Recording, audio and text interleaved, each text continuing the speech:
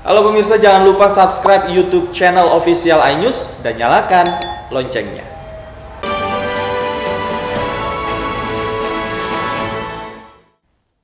Pemirsa, seorang sopir di Jatinegara, Jakarta Timur ditembak sebanyak 5 kali oleh perampok. Korban ditembak saat berupaya menggagalkan aksi perampokan di rumah majikannya.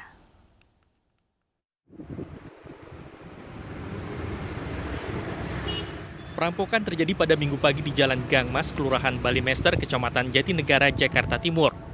Pelaku seorang diri tiba-tiba memasuki salah satu rumah mewah. Pelaku kemudian mengancam penghuni rumah menggunakan senjata yang diduga airsoft gun. Sopir pemilik rumah berusaha melakukan perlawanan hingga ditembak sebanyak 5 kali.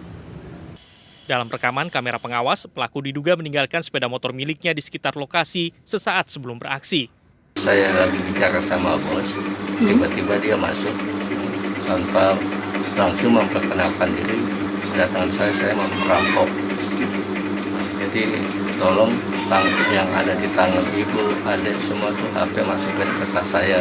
Dan sampai saat ini satu orang sedang dalam pengejaran.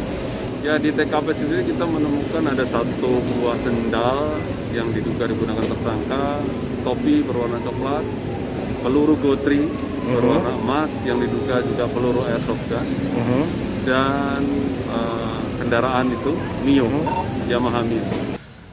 Pelaku kemudian kabur dengan membawa sejumlah barang berharga dari dalam rumah seperti telepon seluler dan laptop. Dari Jakarta, Rio Manik, iNews melaporkan. Pemirsa, akibat bantuan langsung tunai tak kunjung cair, seorang suami di kota Jambi menganiaya istrinya. Ia marah lantaran menganggap istrinya lambat dalam mengurus BLT.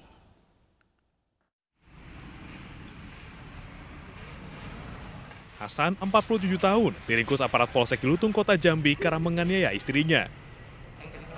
Pelaku mengaku kesal lantaran korban lambat dalam mengurus bantuan langsung tunai dari pemerintah sehingga tak kunjung cair.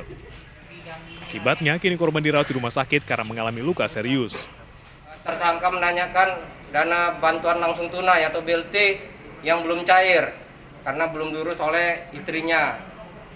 Terjadi pertengkaran itu tersangka emosi, dan melakukan pemukulan serta penikaman terhadap korban. Menurut keterangan adik korban, tersangka memang ada beberapa kali melakukan KDR. Pelaku dijerat dengan pasal 44 Undang-Undang Penghapusan KDRT dengan ancaman hukuman 10 tahun penjara. Dari Jambi, tim liputan iNews melaporkan.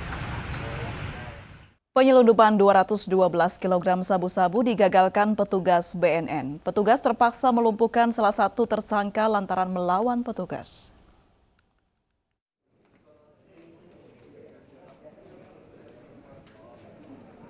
BNN bekerjasama dengan Direktorat Bea Cukai mengamankan 212 kg sabu dan 19.700 pil ekstasi siap edar. Dari pengungkapan ini, petugas menangkap 13 orang tersangka yang memiliki barang bukti tersebut. Petugas terpaksa melumpuhkan salah satu tersangka yang mencoba melawan petugas saat akan kabur dari kejaran aparat. Bekerja sama dengan stakeholders yang ada, di mana dari hasil rate planning and execution atau RPE itu berada di tempat atau 5 tempat yang berbeda dengan total metamfetamin atau syabu ini 202,39 kg dan ekstasi 19.700 butir. Barang bukti ini merupakan hasil tangkapan dari bulan Maret hingga pertengahan April 2021 di 5 lokasi berbeda, yakni Dumai, Aceh, bahkan Siapi-Api, Sulawesi, dan Madura. Dari Jakarta, Rian Rahman, iNews melaporkan. Pemirsa, Joseph Paul Zhang, pria yang mengaku nabi ke-26, kini menjadi buruan Interpol. Pihak Kemenkominfo sudah memblokir konten YouTube miliknya yang dinilai mengandung ujaran kebencian.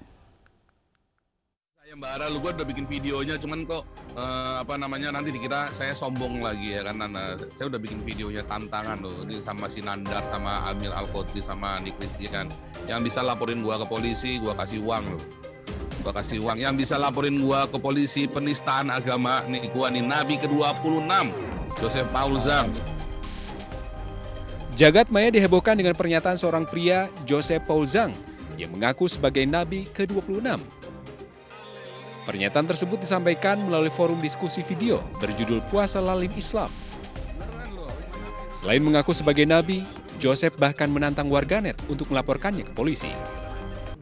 Rekan-rekan sekalian, pada sore hari ini, Polisi telah menerima laporan dugaan penistaan agama yang dilayangkan pada 17 April lalu. Atas laporan tersebut, polisi telah meminta Kementerian Luar Negeri, Imigrasi, dan Interpol untuk melacak keberadaan Joseph Paul Zhang yang dikabarkan berada di Jerman.